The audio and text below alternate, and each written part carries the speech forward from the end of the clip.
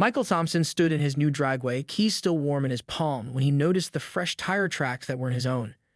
After sacrificing vacations and working overtime for years to afford this modest two-bedroom in Oakwood Estates, something felt off.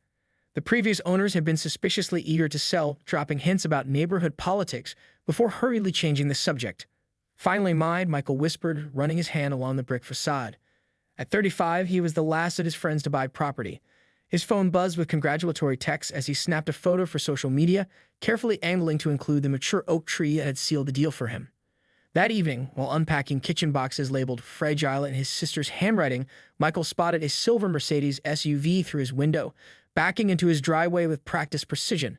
Before he could reach the door, a woman emerged carrying designer shopping bags, glanced furtively at his house, and strode confidently 3 doors down. She never once looked back, as though using his property was her unquestionable right. "What the hell?" Michael muttered, pressing his face against the window. The woman's crisp pantsuit and purposeful walk screamed authority.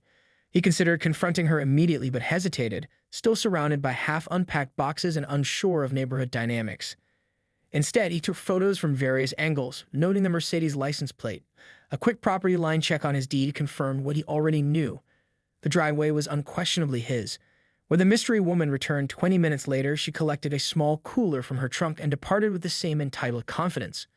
Michael's doorbell rang just as the Mercedes disappeared around the corner.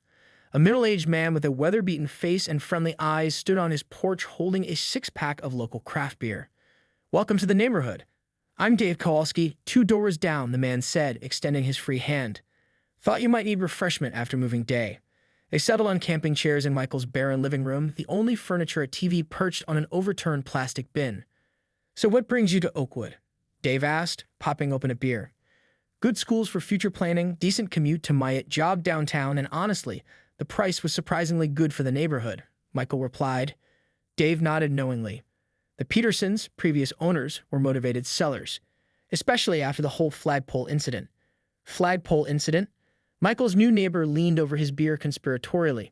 "I see you've met Patricia already," he said with a knowing grimace. "Our HOA queen. Been using that driveway as her personal parking spot for years. Last owner gave up fighting her after his tires mysteriously got slashed." Michael nearly choked on his beer. "Wait, someone slashed her tires? And you think it was her?" Dave shrugged. "Never proven. But Peterson put up a security camera after, and suddenly his garbage cans were improperly placed every week. $50 fine each time. The flagpole was the last straw, family heirloom from his veteran grandfather, and Patricia claimed it violated height restrictions." "That's outrageous," Michael said, mind racing as he mentally calculated where security cameras would provide best coverage. "Welcome to Oakwood Estates," Dave toasted ironically. "Beautiful community, manicured lawns, and an HOA president who thinks she's running a small dictatorship." He paused. "But don't worry, some of us have been waiting for someone with backbone to move in here." Michael's phone buzzed with a neighborhood app notification. "Welcome to Oakwood Estates.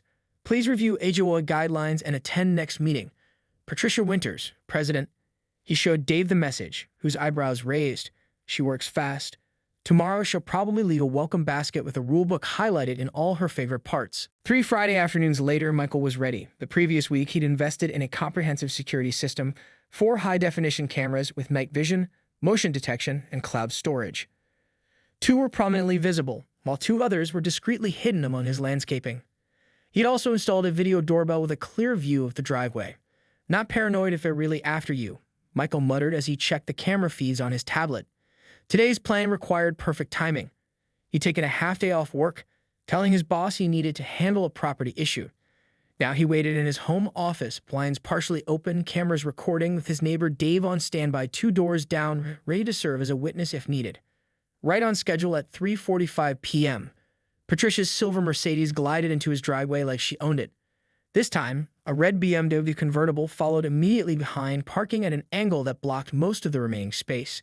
Michael recognized the driver from social media, Madison Winters, Patricia's 20-something daughter, whose Instagram was filled with poolside cocktails and complaints about annoying service people. Michael tapped his phone, sending Dave the prearranged signal text. "Showtime." He watched as Patricia and Madison exited their vehicles, designer bags in hand. Madison was on her phone, gesturing animatedly as she talked, while Patricia checked her reflection in the car window. Neither showed the slightest hesitation about using his property. Taking a deep breath, Michael grabbed his folder of printed evidence and walked outside, expression pleasant but determined. "Excuse me," Michael called out with practiced casualness, emerging from his garage as though he'd been working there.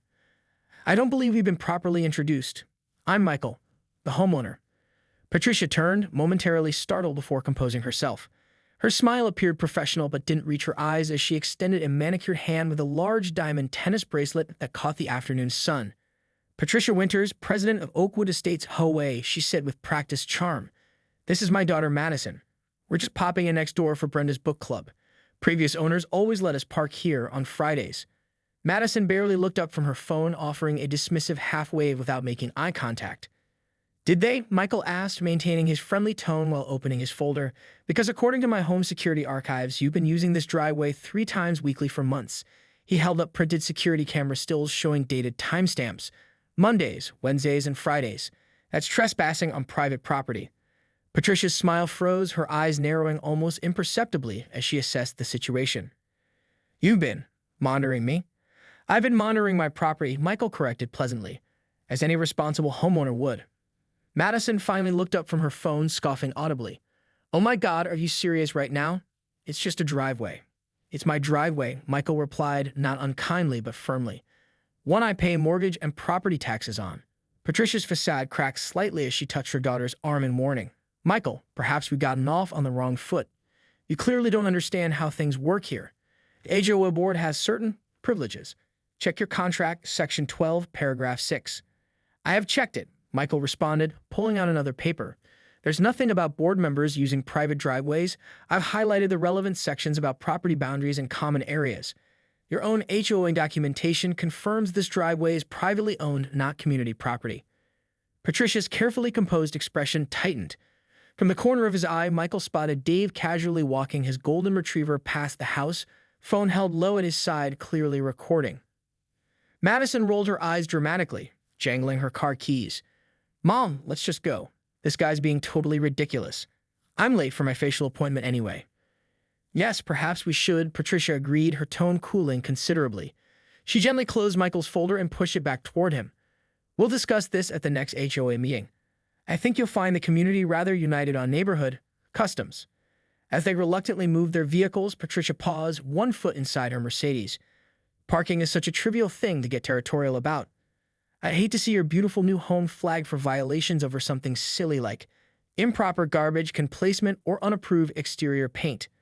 Her smile returned, sharp as a scalpel. "The fines can really add up for new homeowners unfamiliar with all our regulations." Michael knew retaliation was coming. The question wasn't if, but when and how severely. He spent the weekend reinforcing his position, backing up security footage to multiple locations, photographing every inch of his property to document its current condition, and even installing a mailbox camera that Dave jokingly called peak paranoia.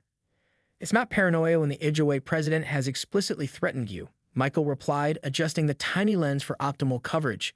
Monday passed uneventfully. Tuesday brought curious neighbors dropping by with casseroles and horror stories about Patricia's reign. By Wednesday, Michael had almost convinced himself that Patricia might be backing down. Thursday morning, the certified mail notification arrived.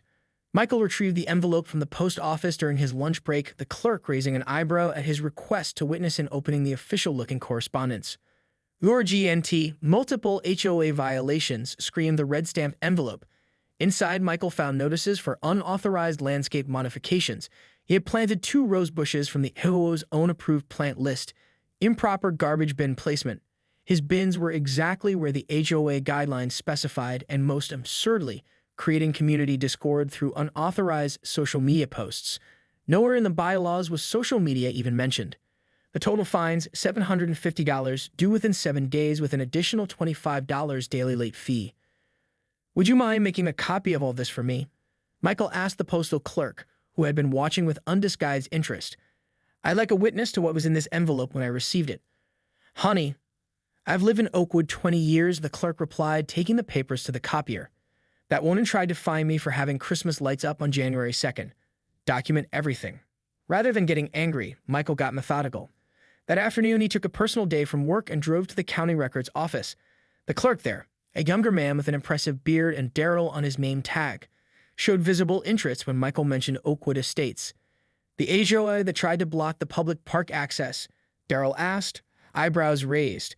They'd made quite a name for themselves around here. With Daryl's expert assistance, Michael pulled county property records, discovering his exact property boundaries extended 2 feet further than Patricia had claimed in previous disputes with neighbors.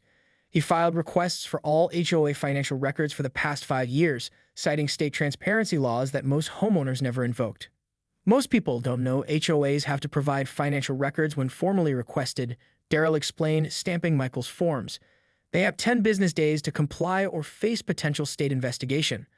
I'm just getting started, Michael replied, submitting additional requests for minutes of all board meetings, copies of all violation notices issued in the past year, and the official membership list with contact information, all legally entitled information that Patricia had strategically made difficult to access. He submitted everything through official channels, carefully sending copies to every board member and Patricia herself using certified mail with return receipts. Each submission included citations to relevant state statutes and HOA bylaws.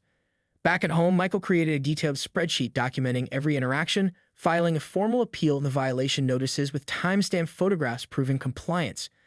He completed the appeal forms in triplicate, keeping 1 copy, sending 1 to the HOA's official address, and sending the 3rd directly to the board member who served as secretary, bypassing Patricia entirely. That evening, Michael's doorbell rang as he was updating his spreadsheet.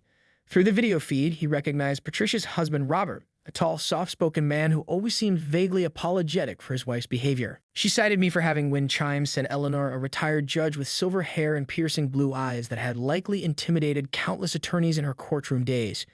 She adjusted her reading glasses as she examined Michael's violation notice. "Apparently, my wind chimes weren't an approved auditory aesthetic." That's an actual quote from the citation. "My children's basketball hoop was deemed an unsightly recreational apparatus," added Marcus, a cardiothoracic surgeon 3 doors down. His deep voice carried authority even in the casual setting of Michael's living room. "We appealed twice and were denied both times. My kids have to go to the community center now if they want to shoot hoops." What had started as a casual conversation with Dave and 2 other neighbors had quickly evolved. Word had spread through private messages and hushed conversations at mailboxes. The gathering in Michael's living room had started with 5 neighbors and quickly swelled to 15, then 20. Michael had to bring in chairs from the kitchen and patio to accommodate everyone. "I never expected this many people," Michael whispered to Dave as he distributed cups of coffee and tea. "You've given people hope," Dave replied. "Everyone's been intimidated individually for years." Nobody realized how widespread it was. Each attendee had stories of Patricia's selective enforcement and petty tyranny. More importantly, each brought documents. Years of questionable fines, arbitrary rule changes, and evidence that HOA funds had paid for community improvements suspiciously close to Patricia's property. "Those Japanese maple installations last year," said Kumar, an accountant who lived on Patricia's street. $40,000 for landscape enhancement. 5 trees were planted, all visible from Patricia's home office window. None on streets where board members don't live. "She's been president for 8 years running," explained Sarita, a meticulous librarian who kept records that would make an archivist proud. She spread out a timeline on Michael's coffee table. "Elections are always scheduled during holiday weekends with minimal notice. Last time, only 12 people attended, mostly their friends and their spouses. The bylaws require 25 people for quorum, but she pushed through a temporary emergency provision during COVID that reduced quorum requirements. That temporary provision has never been rescinded." Michael connected his laptop to the TV, displaying a color-coded spreadsheet. "I've analyzed every citation issued in the past 3 years that I could get records for," he explained, pointing to clusters of red along the timeline. 80% went to new homeowners or people who challenged Patricia publicly. There's a clear pattern of targeted enforcement. "The bylaws clearly state board members can't use their position for personal benefit," Eleanor pointed out, glasses perched on her nose as she reviewed documents. "Her using your driveway because she's HOA president is textbook abuse of power." The room fell silent as they all considered the implications. It was Mrs. Abernethy, an 80-year-old widow who'd lived in the neighborhood since it was built, who finally spoke up. "When my Harold was alive, this place was different," she said, her voice soft but steady. "The HOA was about community building, not power trips. We had block parties and actually helped each other. Now I'm afraid to plant a rose bush without getting 3 approvals." Michael nodded thoughtfully. "So what do we do about it?" "I can keep fighting my own battle, but that won't fix the systemic issues." Eleanor set down her papers with a decisive motion that suggested she'd reach a judicial decision. "We need to work within the system to change it. The HOA bylaws have provisions for removing board members through special elections. We just need enough homeowners to sign a petition." And enough people to actually show up and vote, Marcus added skeptically. Patricia's counting on apathy. Then we need to make people care, Michael said. Sunshine is the best disinfectant. We document everything, share information legally and strategically, and build a coalition strong enough to create real change. Michael stared at Madison's email for a full 5 minutes before responding. After consulting with Eleanor, he suggested meeting in a coffee shop downtown, neutral territory, public enough to be safe, but far enough from Oakwood Estates to avoid neighborhood gossip. Be careful, Eleanor warned during their phone call. This could be legitimate, or it could be Patricia trying to gather intelligence. Michael arrived early, securing a corner table with a view of both entrances. He brought a legal pad with prepared questions and positioned his phone to record, the state being a one-party consent jurisdiction for recordings. Madison arrived 15 minutes late, designer sunglasses pushed into her highlighted hair, scrolling through her phone as she waited in line for a complicated coffee order. Michael observed her carefully. He entitled body language, the impatient tap of an expensive shoe, the dismissive nod to the barista. Apple tree, he thought. Thanks for meeting, Madison said as she slid into the seat across from him, not sounding particularly thankful. This stays between us, right? Depends on what this is, Michael replied evenly. Madison sighed dramatically. Look, my mother is being completely psychotic about you. It's all she talks about at home. The new guy who's making trouble, how she's going to put you in your place. She's obsessed. I'm just enforcing my property rights, Michael said. Whatever. The point is she's going nuclear. I've seen her angry at neighbors before, but this is different. She's calling in favors, contacting her friends at the city permit office. Yesterday, she was on the phone with someone talking about property tax reassessment opportunities. Michael kept his expression neutral despite the internal alarm bells. Why are you telling me this? Madison stirred her coffee, examining her manicure. Because it's ruining my life. Every family dinner is about you now. My dad's walking on eggshells. She's so busy plotting against you that she forgot about my graduation brunch next month. And frankly, I'm sick of parking 6 houses away because she's declared your driveway off limits now that you're difficult. It wasn't quite the principled stand against tyranny Michael had hoped for, but self-interest was at least a reliable motivator. What exactly are you suggesting? He asked. A truce. Back off the records, requests, and board meeting challenges, and I'll feed you information about what she's planning. You'll have advance warning. She gets to feel like she's winning. Everyone's less miserable. Michael considered the offer. And if I don't? Then good luck with your property tax audit and the mysteriously delayed permanent approvals for any home improvements you might want to make. Madison shrugged. Mom has a long memory and a wide network. I'll consider it, Michael said noncommittally. How would I contact you? Madison slid a paper across the table with an email address. Use this account. No text messages. She sometimes checks my phone. After Madison left, Michael called Eleanor immediately. You're not going to believe this. The Oakwood Oversight Committee convened an emergency session that evening at Marcus's house. The consensus was clear. Madison's warning, while self-serving, contained valuable intelligence. Patricia was escalating beyond HOA boundaries into potential abuse of government connections. This changes our timeline, Eleanor said gravely. If she's involving city officials, we need to move more quickly. And we need documentation of any improper influence, added Sarita, that crosses from HOA politics into potential ethics violations. She's getting desperate, Eleanor observed, examining the designated visitor parking letter through her reading glasses. The Oversight Committee had convened an emergency lunch meeting at Coomer's house after Michael shared Patricia's latest move. This has no legal standing whatsoever. The HOA can't simply commandeer private property. It's not about legality, it's about intimidation, Marcus replied, his surgical precision evident in how he dissected the situation. She's counting on most homeowners not knowing their rights. Michael nodded thoughtfully. The question is, what's her next move? This letter reads like a prelude to something else. They didn't have to wait long to find out. That Friday afternoon, Michael received a notification from his driveway security camera. The footage showed Patricia standing at the edge of his property with 2 men in business attire, gesturing emphatically at his driveway and garage. One man was taking measurements while the other took notes. Michael immediately texted Dave, eyes on property needed. Within minutes, Dave was walking his golden retriever past Michael's house, smartphone in hand as if checking messages while subtly recording the group. Excuse me, Dave called out cheerfully. I've been meaning to ask about the community landscaping schedule. My hedges need trimming. Patricia's professional smile appeared instantly. Dave, how lovely to see you. These gentlemen are from the county planning office just doing some routine measurements for our community infrastructure assessment. County planning? Dave asked innocently. I didn't see any notice about that. Usually they post something on the community board. The taller man extended his hand. James Winters, Winters Development Group. We're consulting on potential community improvements. Dave raised an eyebrow. Winters, any relation? Patricia interjected smoothly. My cousin, actually. His firm does excellent work on community projects. We're exploring options for expanded visitor parking. On private property? Dave asked, his tone still pleasant but pointed. Community easements, Patricia corrected. There are provisions in the original development plans. After they departed, Dave sent Michael the recording along with a text. Winter's development group equals Patricia's cousin. Definite conflict of interest. Also, they're measuring for something specific. Michael was on the phone with Eleanor within minutes.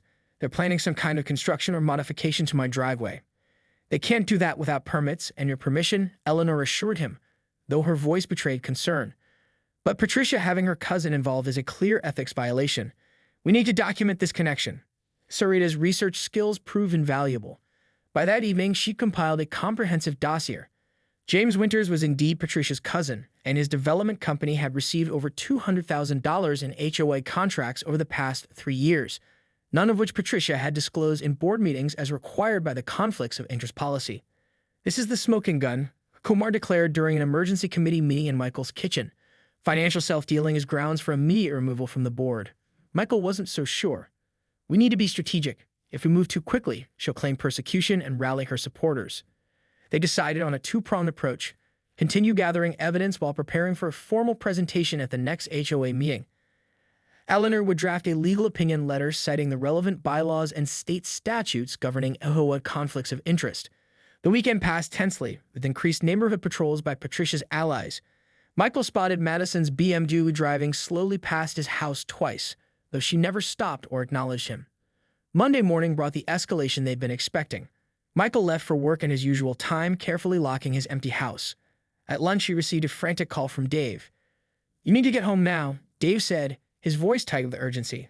Patricia's moving forward with whatever she's planning. Michael broke several speed limits racing back to Oakwood Estates. As he turned onto his street, his heart nearly stopped. A construction crew was setting up equipment at the edge of his